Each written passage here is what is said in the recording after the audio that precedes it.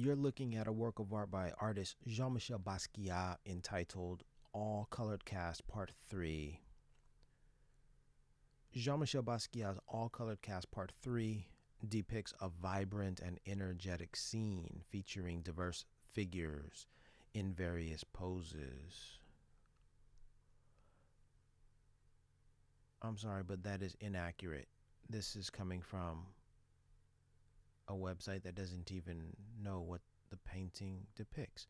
Next, it says Basquiat utilized bold brush strokes to create expressive lines and shapes that form the composition. That's true.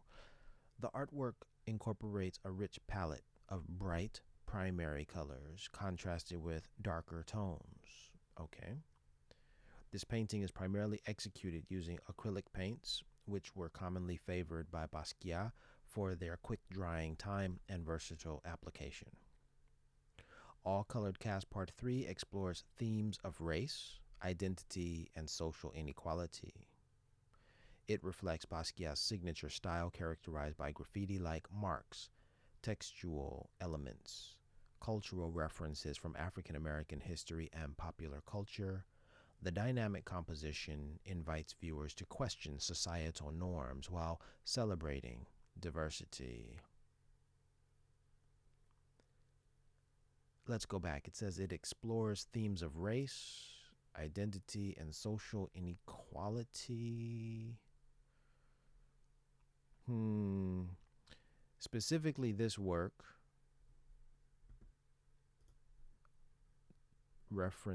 talks about linguistics, history, business and economics, sports, anatomy.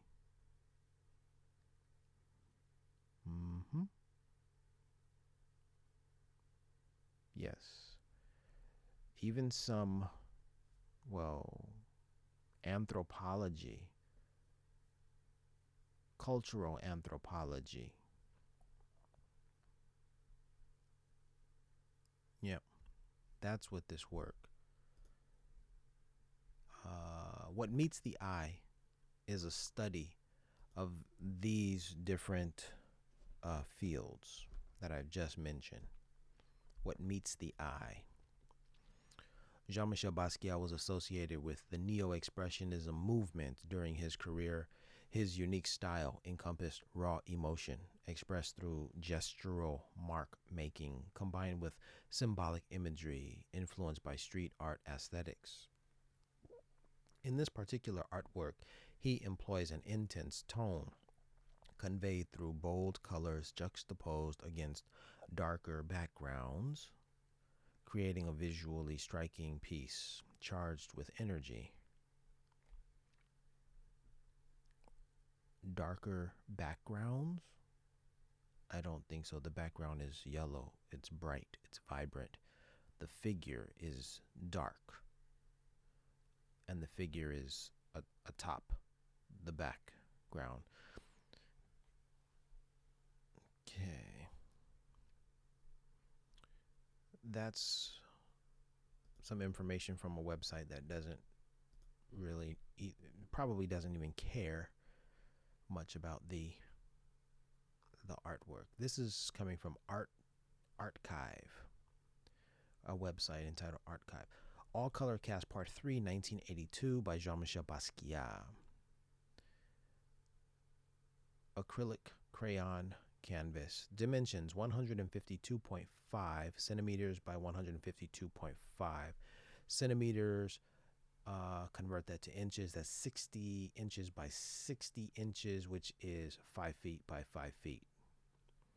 Neo-Expressionism street art. This particular work of art is housed in a private collection. The artwork titled All Colored Cast Part 3 was created by Jean-Michel Basquiat in 1982.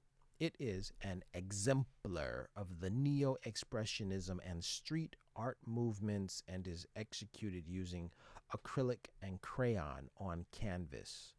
The piece measures 5 feet by 5 feet and falls under the figurative genre. Presently, this piece is is part of a private collection. The artwork is characterized by a vibrant and chaotic amalgamation of graffiti like scribbles, symbols, and a centrally depicted figure. The background is dominated by a vivid yellow, upon which various texts and numerals are inscribed in a seemingly haphazard manner, creating a sense of movement and raw energy. Words such as Alexander the Great and Jersey Joe Walcott are visible, along with references to locations like Haiti and China, suggesting a narrative or thematic breadth that incorporates historical and cultural references. At this moment, I will depart from the text to imbue a thought. I will return to the paragraph that I just read and expound upon it. With that said, I will continue now. The figure at the center of the composition is rendered in black with stark white highlights, delineating skeletal features. This stark contrast adds a visual punch to the figure, making it a focal point amidst the surrounding textual and symbolic cacophony. The use of the crown motif above the word paw, above and to the left of the word paw, not directly above, not above and to the left of the word paw. I'll read it again. The use of the crown motif above and to the left of the word paw, often associated with Basquiat's artwork, and anatomical references such as indicators pointing to chest, liver, and lungs, are in line with the artist's recurring interest in internal versus external human experiences and identity. I will pause here for a moment to interject. I will return to this paragraph as well to expound upon it. I'm continuing with the final paragraph now. The piece is a powerful expression of the artist's unique visual language, incorporating elements of his heritage, societal observations, and personal iconography. It engages the viewer in a complex interpretive experience where written words, symbols, and figures coalesce to evoke introspection and dialogue on multifaceted issues. This is a pretty good description of the artwork. Okay. Okay, I'm going to move forward by reading another description, and then we're going to come back to the description that I just read, all right? And those paragraphs that I mentioned that we will study. All right. This is next coming from art-everywhere.com. It says, artist Jean-Michel Basquiat, date of birth and death, December 22nd, 1960 to August 12th, 1988. Nationality, American. Style, neo-expressionism, graffiti, street art. This work was created in 1982. The theme, racial identity, social struggle, neo-expressionism, street art. I think they have the themes wrong. The themes of Basquiat's, at this point I'm interjecting. I'm not reading. Yes, Basquiat's artwork deals with racial identity, social struggle. It's neo-expressionism as they've defined it. It's street art. Fine, but this particular work does not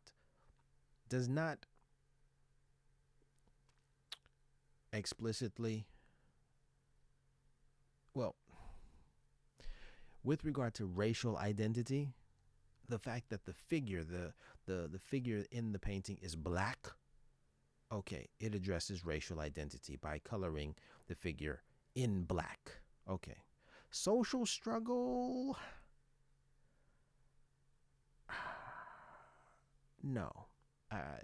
I'd argue that no, this particular work doesn't really delve into social struggle. A work like Irony of Negro Policemen, 1981, absolutely deals with social struggle. Hollywood Africans, 1983, Okay, that deals with social struggle. Okay, Basquiat is directly talking about being black, experiences as being a black man or woman in America. That's what he's dealing with. So that's really what those works are about. But this one, this is different. This one right here, Nick, right here, this one's different. It says, I'll continue. It says inner narrative. They're trying to explain what's in this work. Here's what they say. The work is an artistic manifesto full of references to the difficult history and contemporary issues related to racism and exclusion. The use of symbols and contrasts creates a rich, multi layered story. Okay, yes, I agree with that.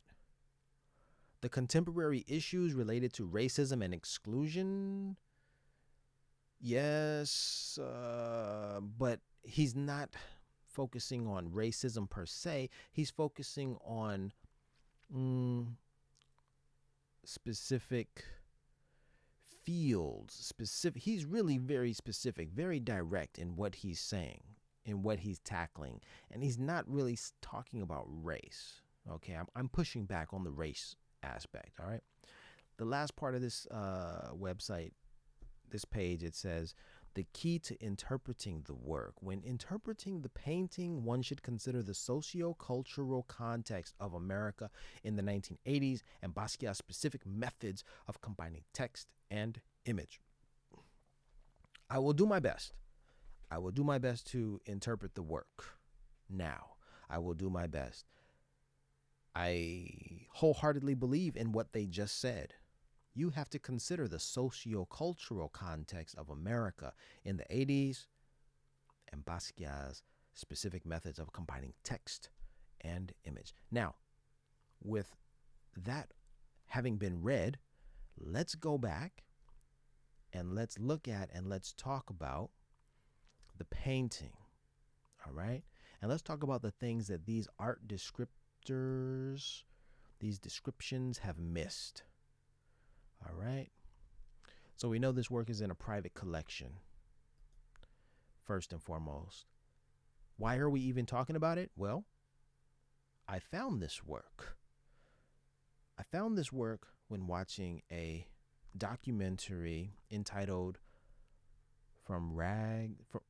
Rage to Riches, a PBS documentary about Basquiat, Rage to Riches. It's on DVD.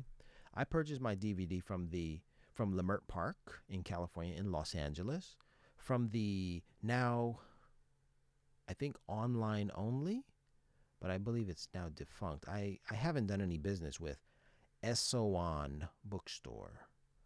When they closed their doors, I believe in 2021, they said that they were going online. I have not searched for them.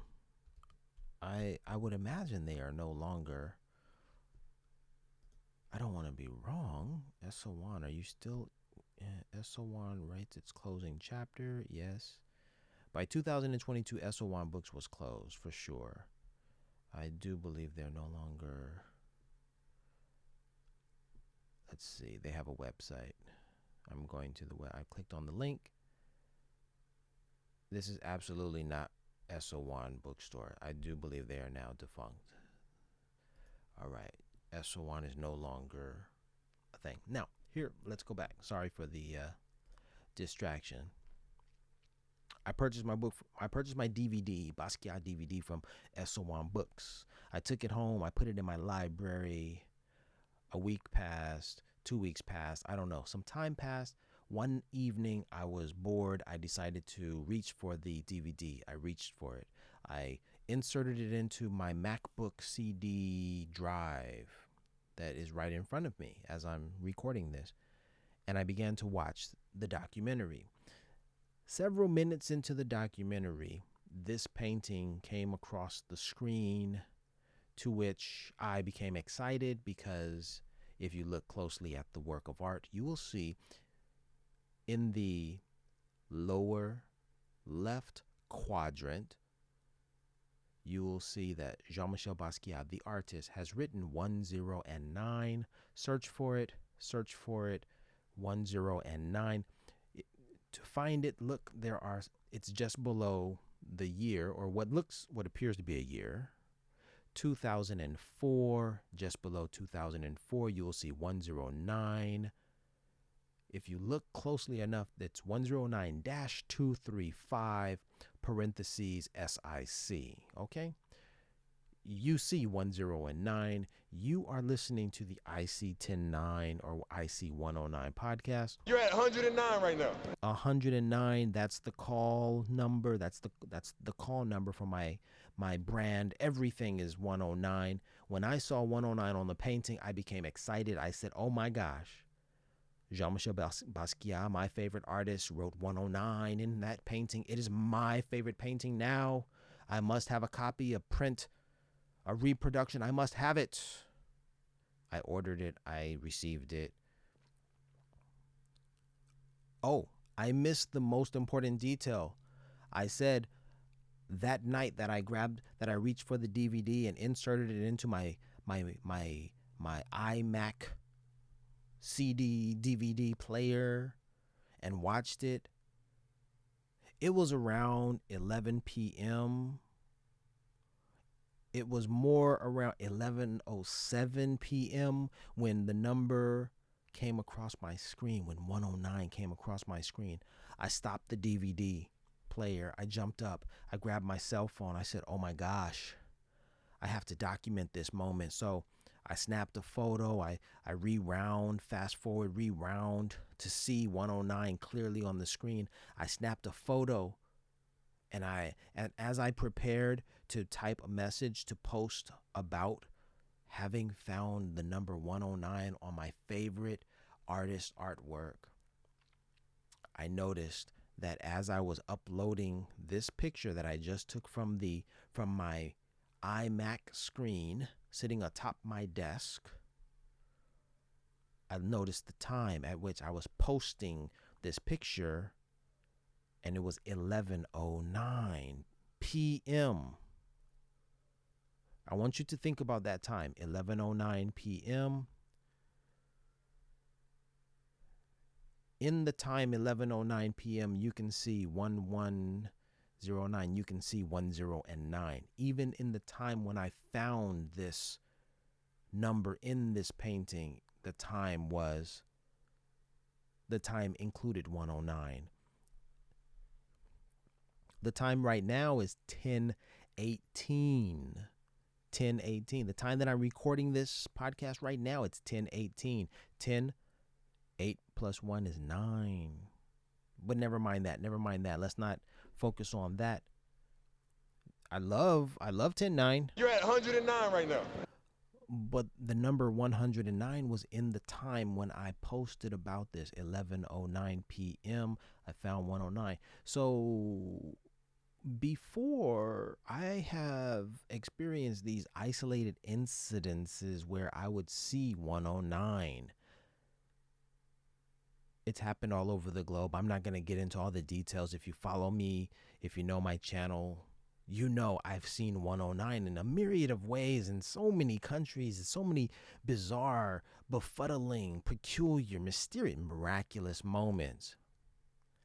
And you see, this was just another isolated moment, but it was far more miraculous than some other experiences that I've had because of the synchronistic factor that time, the element of time matched the event that occurred in front of me. I found 109 and the time was 11:09. Ooh, that was just a morsel of detail and fact that I couldn't escape. It felt even more serendipitous, even more synchronistic than other isolated incidents where I got assigned a row in seat 10. I was told then to go to gate 9, or I got receipt number 109, or I saw the number 109 written on the door. Those things all happened, but they didn't happen at 11:09 a.m. or p.m. You dig? But finding this picture, that's how this happened. Sorry to get all into it. I'm really excited about this painting. Now, I had to have the painting, so I ordered the painting and I got a print. I got a print of it. I can't afford the actual painting. In fact, the actual painting is not available. It's in a private collection. So anyhow, there I was with this new fascination, this new painting that I was intrigued with, and I wondered what the heck was Basquiat talking about? What was he talking about? Yes, there are vibrant colors. It is vibrant and chaotic. It's a vibrant and chaotic amalgamation of graffiti-like scribbles, symbols, and a centrally depicted figure. After purchasing the poster, after displaying the poster in my home, I went and I made a video. It was my initial attempt at deciphering what Basquiat was trying to communicate with us. I did a great job. If I have to pat myself on the back, I will, okay? Upon first inspection, the text, the textual imagery, the text reads Alexander the Great. This is a reference to a historic figure. Jean-Michel Basquiat wants us to talk about history. Below that, Alexander the Great, we have Roman numerals. So we go from Alexander the Great, a Greek leader, to Rome, Roman letters. Okay. Below that, we have a new vocabulary word for me, listed with the number 6, dipsomania, which means alcoholism. Below that, we have more Roman numerals, and then we have 3 words, dram, phlegm, and thumb, to which I thought, oh, Jean-Michel is talking about linguistics. He's talking about the English language. He's talking about words that have similar final syllabic pronunciations, but are spelled differently. Notice DRACHM, PHLEGM, THUMB all end with the final sound, and none of them are spelled the same. Basquiat is commenting on the English language here and saying English is difficult. That's what I believe he's saying. He's saying, look at how unsystematic, how wild, how dynamic, how complex this English language is. That's what he's saying.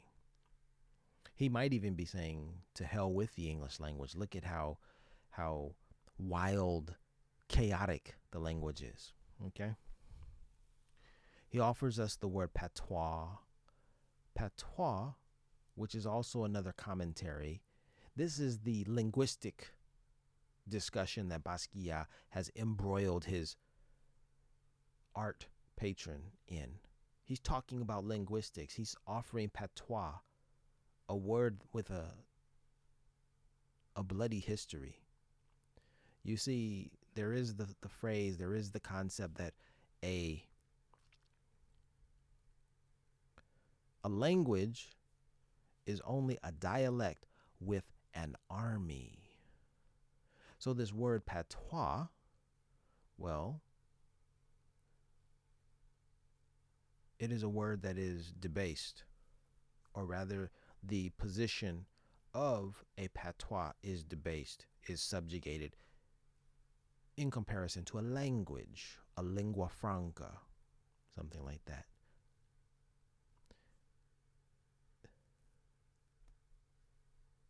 Basquiat is absolutely talking about linguistics. He went from history with Alexander the Great and with Rome to words, dipsomania, dram, phlegm, and thumb, and he's talking about linguistics. He's engaging us in a linguistics discussion. Now, he continues the discussion about history by employing the name Toussaint Louverture,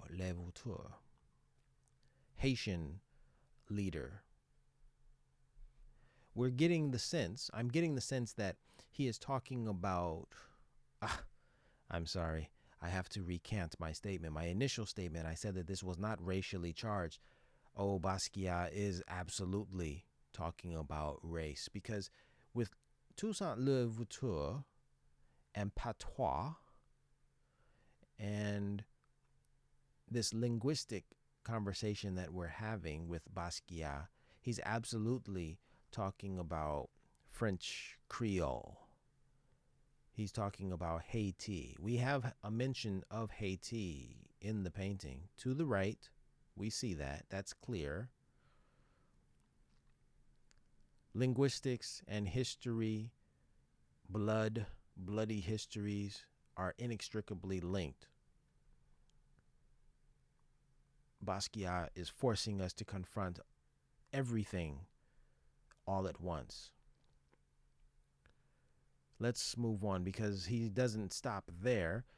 We get a mention of Jersey Joe Walcott, a black boxer, great boxer of his time. I cannot, at this particular juncture, at this moment, I cannot recite his history, but I'm sure racism, segregation, discrimination all played a role in his suffering during his time. But Jersey Joe Walcott is an athlete. And not far from the mention of Jersey Joe Walcott is the crown. Basquiat's motif is to use the crown. He adds the crown so as to perhaps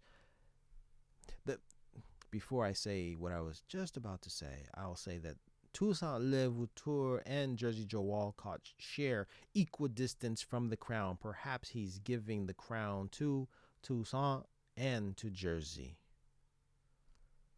I was going to say that Jersey has the crown above his name, which would give him the praise, but I think it's equidistance between Toussaint Louverture and Jersey Joe Walcott. They share the crown. We have a historic figure in Toussaint Louverture. We have a historic figure again, going back to Alexander the Great, historic figure, Jersey Joe Walcott. Toussaint Louverture, Alexander the Great, that's war. Those are war generals, war leaders. Jersey Joe Walcott, a battle was waged in the boxing ring. He was a boxer. Okay? But nonetheless, an important name is mentioned there. We see none other than our favorite number. You're at 109 right now. I'm skipping over 2004. I have nothing to say about 2004. Perhaps 2004 was a good year for you. For me, I was still in college. I was a year. Did I graduate 2004? Yes, I graduated from university in 2004. I had to think about that one. I guess that was a good year for me as well. But below it, we have our incredibly important 109 numeral there. But we also have the digits that follow. Let's not forget those. The suffix 109 is the prefix -235. That's the suffix. And we have SIC. SIC, to my recollection, means Standard Industrial Code. So this 109-235 is a category for an industrial element. I did some research on this 5 years ago, 4 or 5 years ago. It refers to metal, bronze, gold, steel, whatever, metal. All right. Metal is important in our society. Tangible assets of some sort, some kind, whether it be steel, in the construction of buildings or ships or industrial things, the industrial nature. But what's interesting, this number could refer to the extraction of minerals from the soil, in which, if Basquiat is informing us of the extraction of minerals from the soils, he is informing us of the colonial imperialistic urges of capitalists.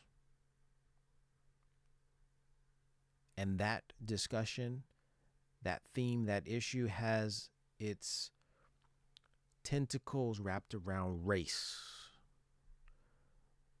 It has its tentacles wrapped around the African, the people of Africa. So I have to recant once again. This painting is inextricably referencing racial issues. I didn't see it, didn't want to admit it initially, but yes, it's all there. Basquiat wants us to deal with it all. Below that, we have a return to Basquiat's references to anatomy, biology, the human body. Yes, those. If we look at the central figure in all black, Basquiat has done this before. He's drawn a central figure in black.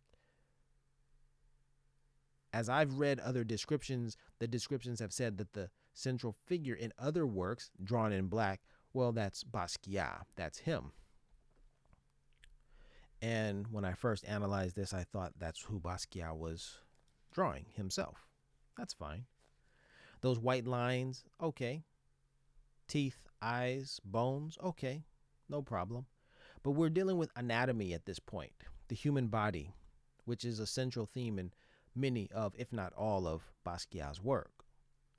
Let's go back to liver and lungs. That's very important. Liver and lungs are mentioned. Two internal organs. And then we have a mention of the chest. It may be difficult to see, but if you look at the chest of the central figure, you will read the letters CHEST there, chest. So now Basquiat is talking about the human body, which he does often. The story is when he was 7 or 8 years old, he was hit by a car. He was left in hospital for months. His mother brought him a copy of Gray's Anatomy book, Gray's Anatomy textbook for college students or medical students to explore the internal workings of the human body. And Basquiat spent months, weeks, staring at the internal workings of the body. And it inspired him so much so that in future works of art, Basquiat always, well, not always, but he often, nearly always, imbues his work, includes a depiction of the human body of some form or fashion. And we have that here. We also have the bone. Look at the bone. Another reference to the skeleton. There's a bone there. Kind of like a dog bone, kind of like a femur, but more like a dog's bone, but it is what it is. So before we continue, let's recap.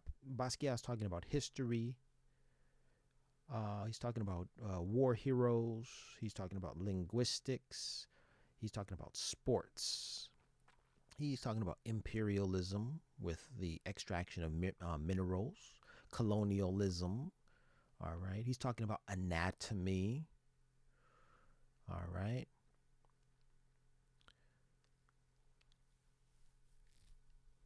Economics and business are the next topics. Economics and business. We see lines between China and Haiti. From Haiti toward China, we see two lines, and one line from China to Haiti. Is Basquiat saying that Haiti is giving more to China than China is giving to Haiti? Is Basquiat talking about economics, maybe a trade imbalance? Is there even trade occurring between China and Haiti? especially when this work of art was created in the 1980s, in 1982, around that time. Was there trade? Was there a trade imbalance between Haiti and China? That detail, I don't know. But I would say that those lines might suggest that.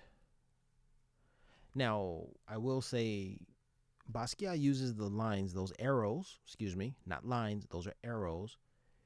Those are symbols that may not even be related to China and Haiti, because those symbols in and of themselves, well, those symbols come from a symbol handbook that Basquiat used. And those symbols, those arrows have meaning unto themselves, unrelated to China and Haiti. I don't remember the meaning offhand, so we're lost there. But those symbols, symbology is utilized by Basquiat. That's undeniable. But staying with the business economics discussion, finance, we have the word, excuse me, not the word, but the letters F, K, G, and D over the figure, over the central figure's head, directly over the central figure's head, F, K, G, D. Now, F, K looks like fuck, the expletive, F, U, C, K. Not spelled out completely, but F, K seems to be fuck. And then you have GD, not spelled out, but GD is missing an O, and it looks like it could be God. And FKGD taken together, although they're missing letters, could spell out fuck God. A blasphemous statement, if it is one that Basquiat intended to make. So it would seem that we would enter a conversation about religion, about spirituality, especially because FKGD is written over the head of the individual, of the central figure. But I offer something different. I offer you that FKGD is nothing of the sort. FKGD, in the 1980s, it was the ticker symbol of a new mining company. FKGD. So now, if FKGD is a company, a mining company, there is greater significance and relevance to the standard industrial, what is it? Standard industrial code that's listed on the lower left quadrant, 109-235 SIC, because that refers to mining, a mining number, the ore, the steel ore, perhaps, that is being mined. FKGD, the company that is doing the mining. Although it does look like an expletive before the word God. But the fact of the matter is, there was a company that went public. The company, went public on the New York Stock Exchange, I believe. The ticker symbol was FKGD, and it went public around the 1980s. So my question was, did Jean-Michel Basquiat get a hot stock tip from one of his wealthy art dealer friends? Did they tell him, hey, Basquiat, you should buy FKGD stock. It's going to go up. And maybe he was just thinking about whether to buy it, and maybe that's why FKGD is above the head of the central figure. And the central figure being, if the central figure is Basquiat, then maybe that's why he put it there. Nevertheless, FKGD was a ticker symbol of a mining company in the 1980s that went public, and FKGD is a reference to business, economics, finance, etc., as well as China and Haiti, which by extension refers to trade.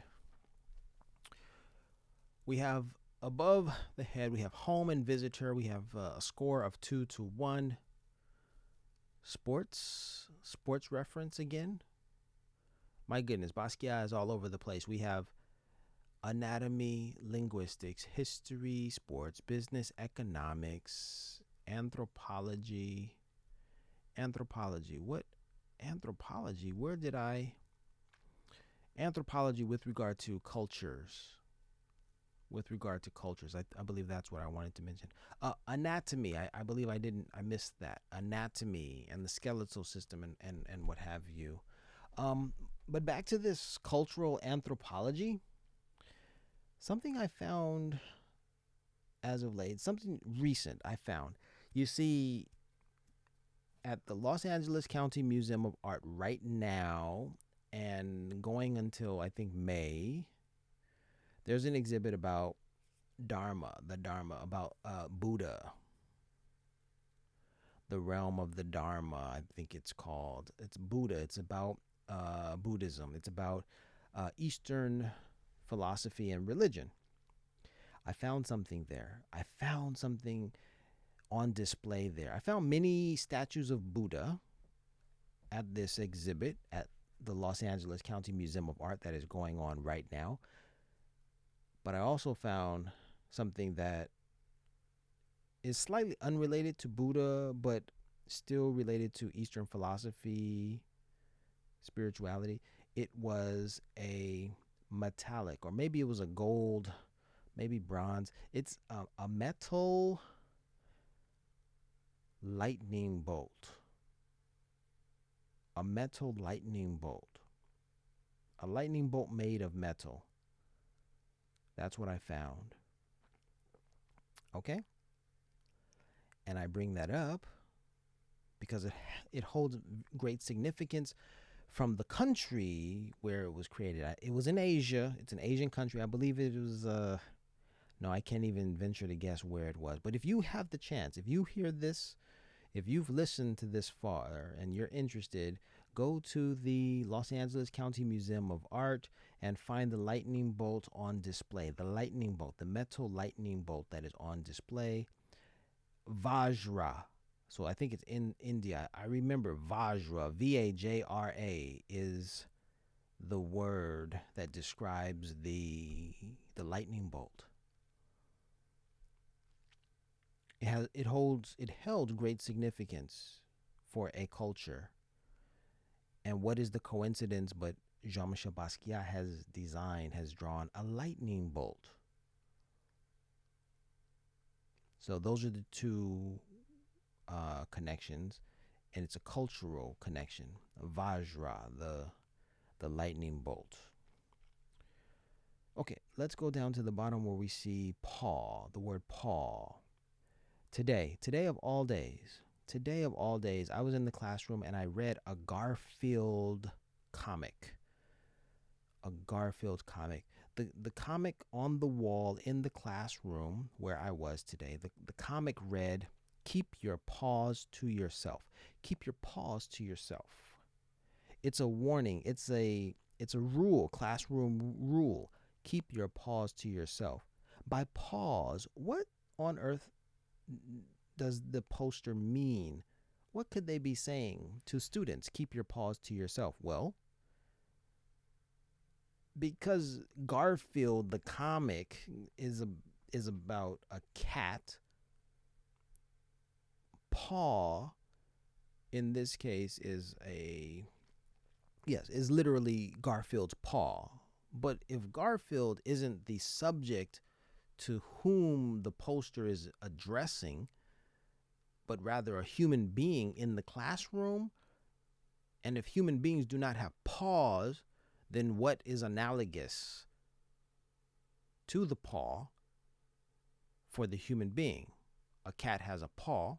A paw to a cat is what to a human being? It is a hand and feet. It's the extremities, the appendages, all right, that we use to walk and handle things, all right?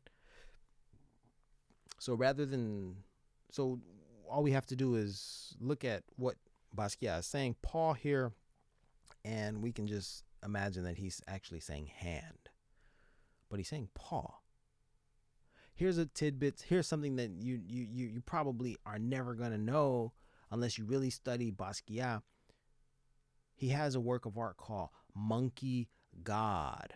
There's a work of art by Basquiat entitled Monkey God. Now, I'll tell you from previous experience, when showing this work of art to students, students looked at the central figure and deduced. They concluded that looks like a monkey, not a man. I was shocked until I discovered Basquiat's work of art entitled Monkey God. To which I thought, well, fine. If you see a monkey, no problem, but it is, do not be mistaken, it is the monkey God. Give him some respect. Put some respect on his name.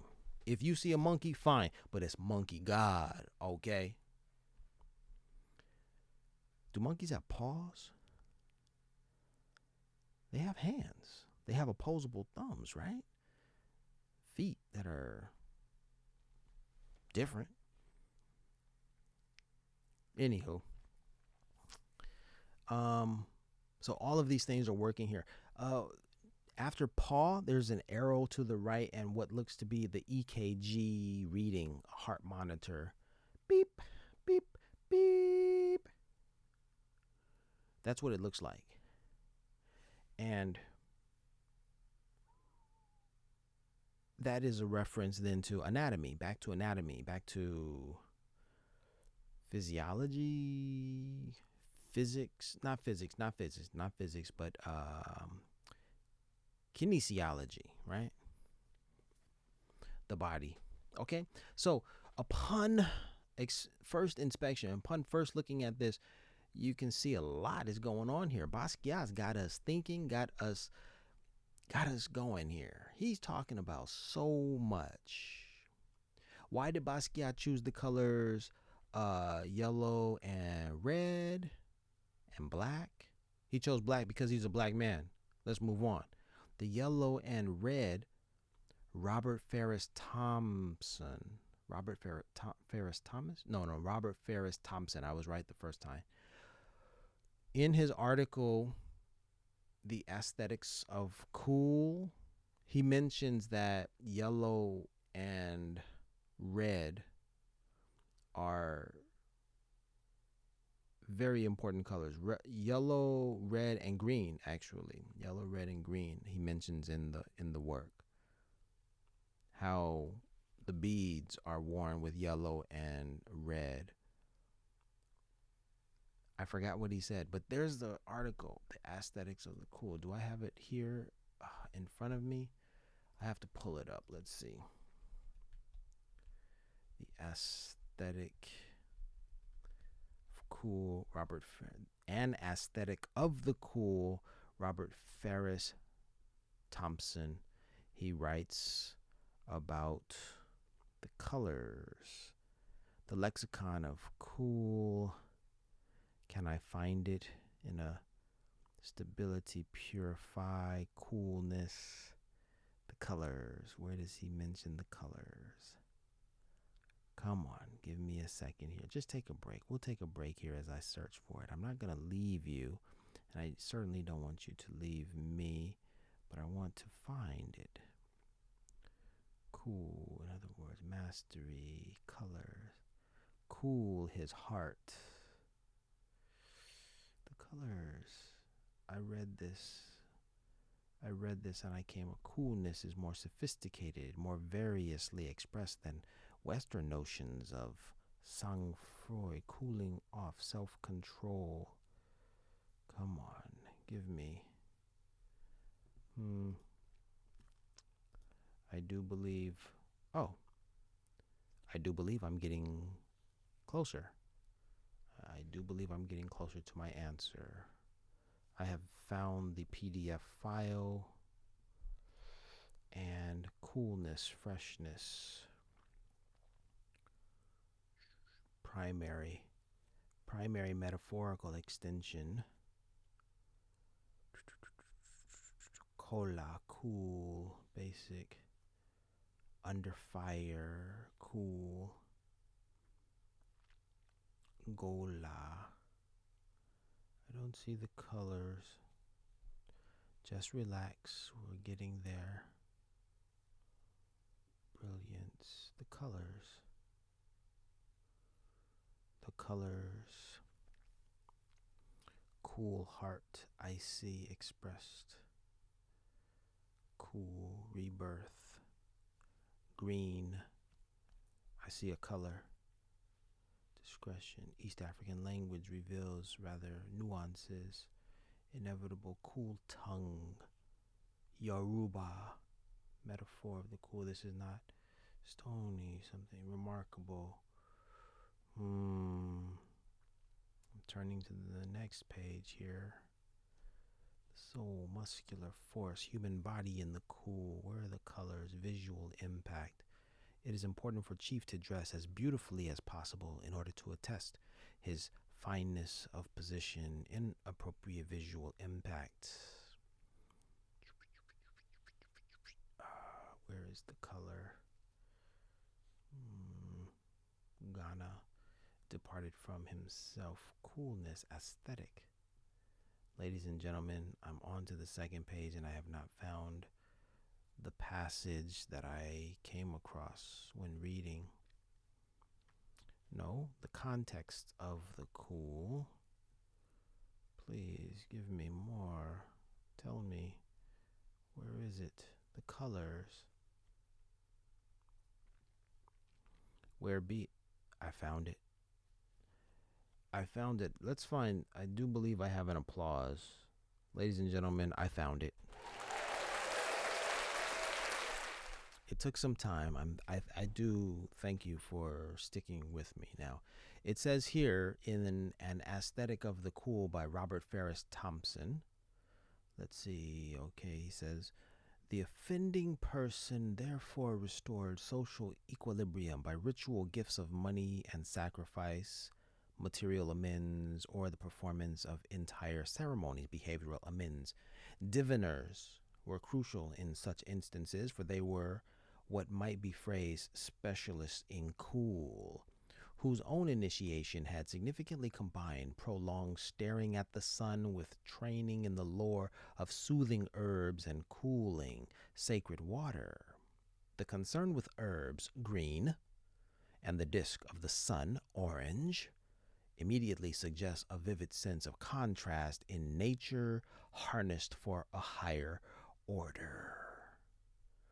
There it is. That's the sentence. The concern with herbs. So when you see Jean-Michel Basquiat imbuing his artwork with the color green, as he does in this work, now it may not look like green, but green is in this work.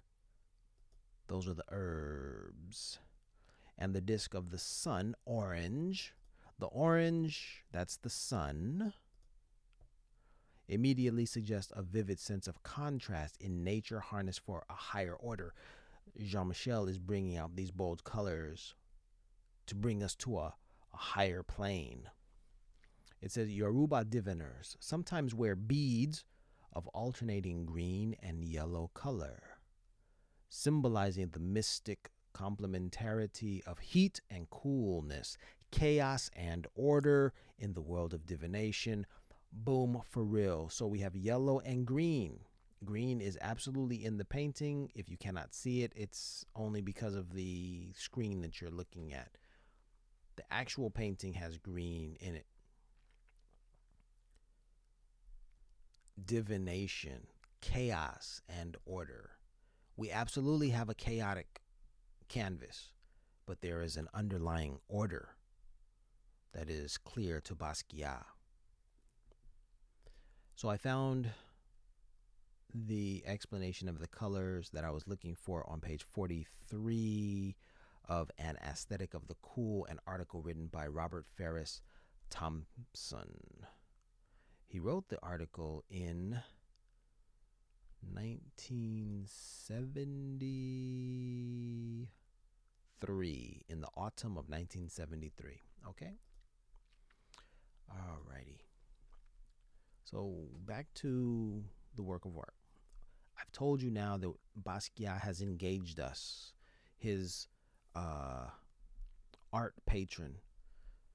He's engaged us in a conversation about history, linguistics, war heroes, anthropology, business economics, trade, anatomy, imperialism, colonialism, sports. Yes, he's talking about a lot. Okay?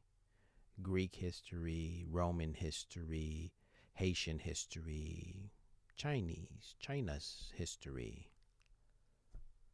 Okay, there's a lot going on here. Now, that is all what meets the eye. And there's even more. There's even more. But for the most part, that all meets the eye when you look at this painting. But let me tell you,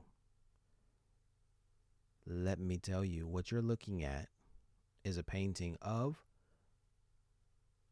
a man named Ermias Joseph Askedam, who was born 3 years after this painting was created.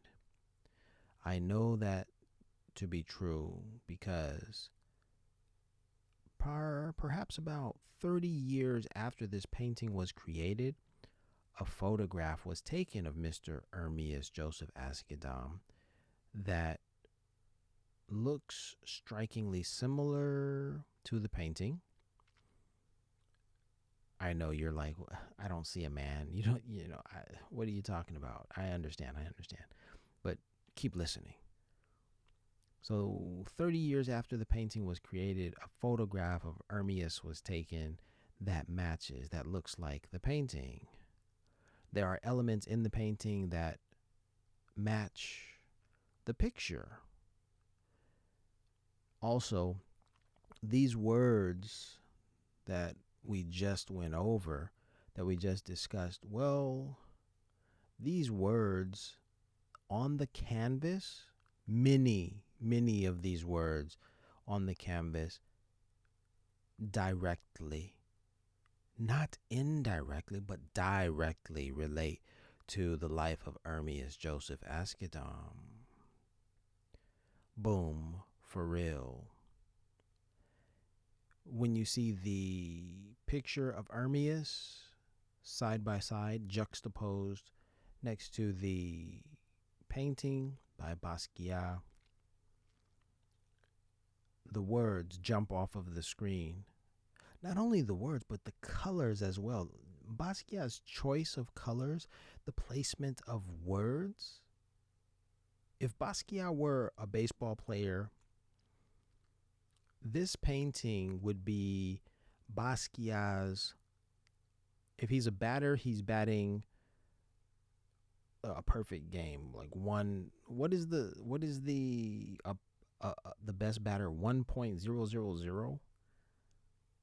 That's like the best batting average. Because these words match precisely with Ermias's life. If Basquiat were a pitcher and this canvas, this work of art is the game, Basquiat would have pitched a perfect game because the words in the art precisely match with Ermias's life. Ermias, here are some examples. Ermias was shot in his chest. Ermias is dead, deceased. This painting is a premonition of his death. It tells where the bullets pierced his body. They pierced his chest.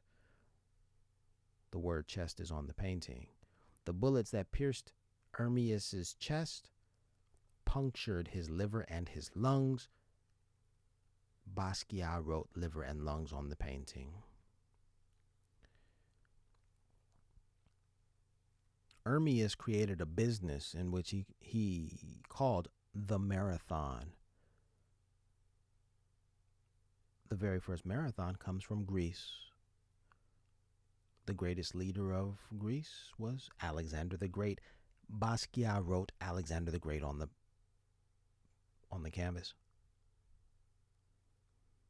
Ermias released an album in which he entitled it Victory Lap. The very first marathon that was run in Greece. The story goes, I forgot the name of the first marathoner.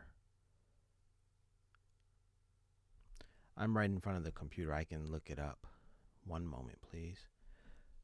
The first marathoner. Pheidippides, of course. The story about the first marathon is that Pheidippides ran from the Battle of Marathon. Marathon is the name of a city. He ran from the city of Marathon to the city of Athens. Many, many miles. I think it was 40 some miles. Longer. He ran longer than the distance of today's marathons. Today's marathons are shorter than the distance Pheidippides ran. Why the heck would he run such a great distance? He had a purpose. He wanted to tell the people of Athens that the Battle of Marathon was won. They were winning. They did it. They won. And so he carried a message with him. That message is embedded in the word Nike.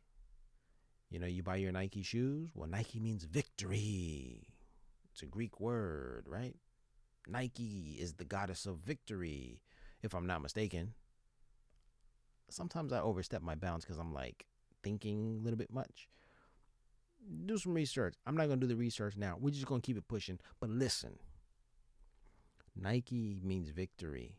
And that's what Pheidippides said. That was his mission, to tell the people of Athens, victory. Ermias named his album Victory Lap. His company, the Marathon Clothing Victory Lap. Those are two references to Ermias's companies and Ermias's album title that directly link to Greece and the leader of Greece, the greatest leader of Greece, the one that you always have to learn about in school, is Alexander the Great. Some people don't think he was great. They would just say he was just Greek. Alexander the Greek. But anyway, he wanted to be called the Great. I guess people wanted to give him status, give him the Great. They wanted to crown him, as Basquiat does in his artwork. He crowns his heroes. So the people called him Alexander the Great.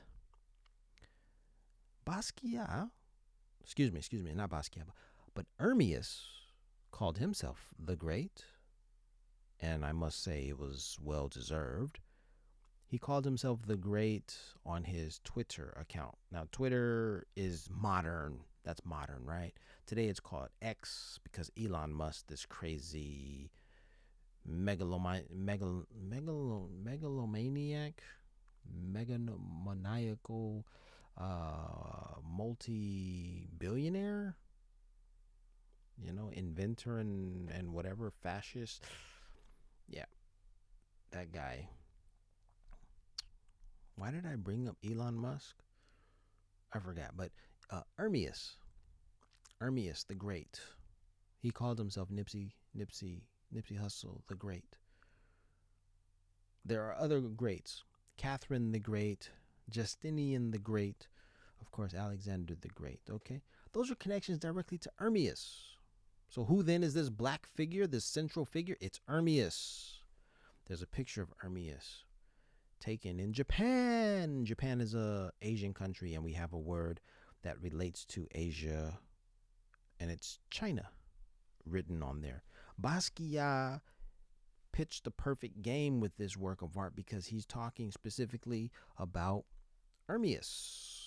But that's not clear because it seems as if Basquiat is only talking about linguistics, history, anatomy, business, economics, trade, history. Did I say that already? All of this stuff. No, Basquiat is talking about Ermias.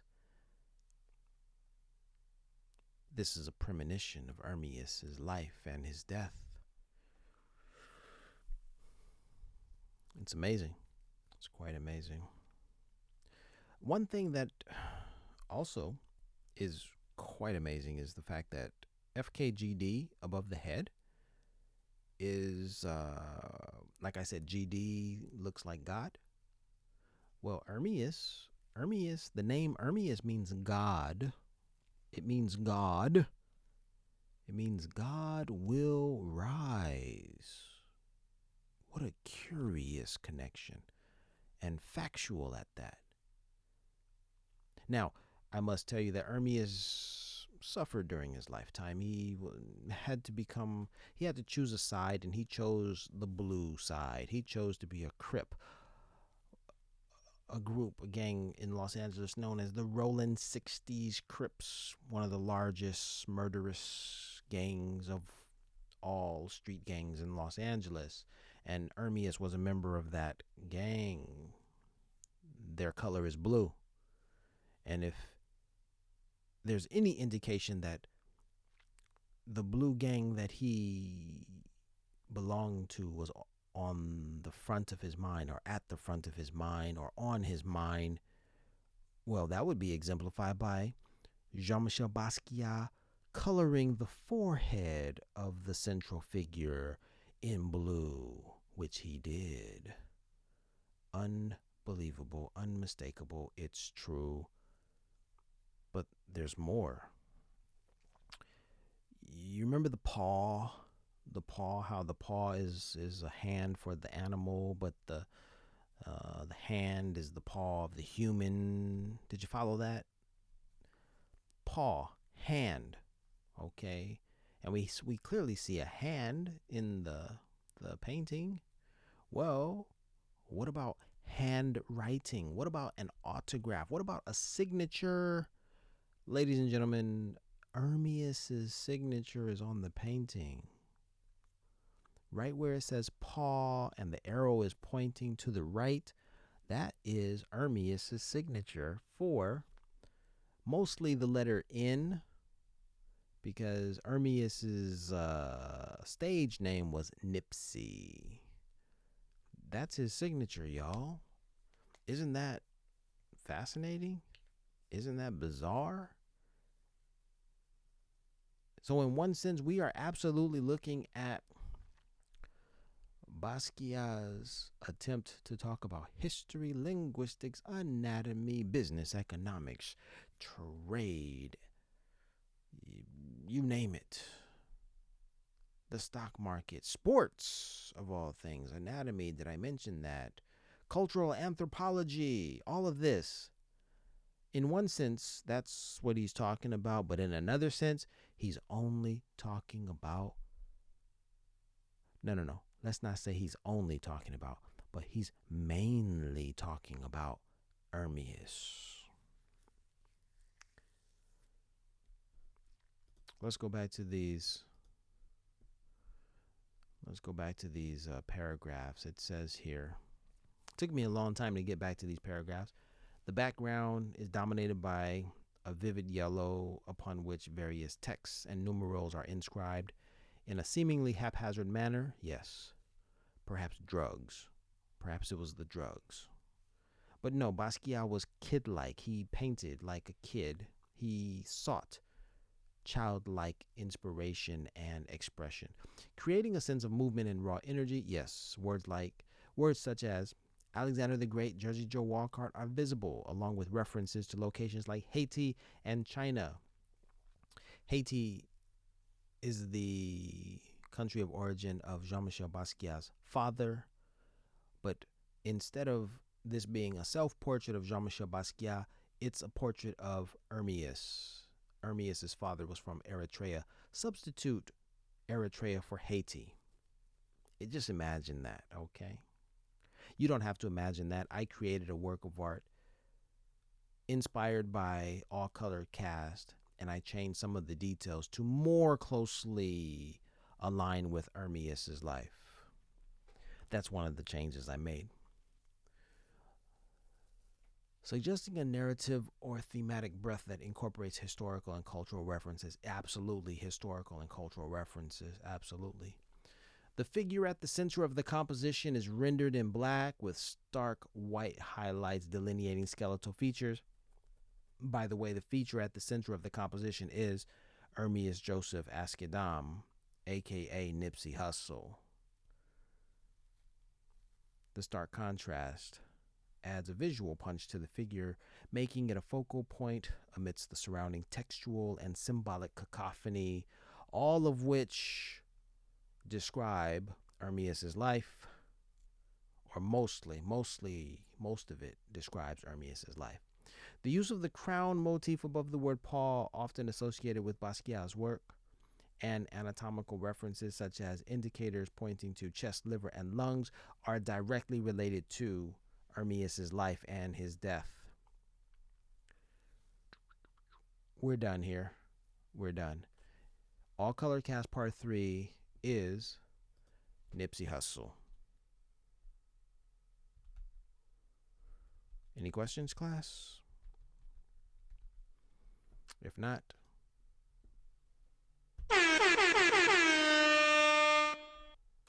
that was not supposed to be.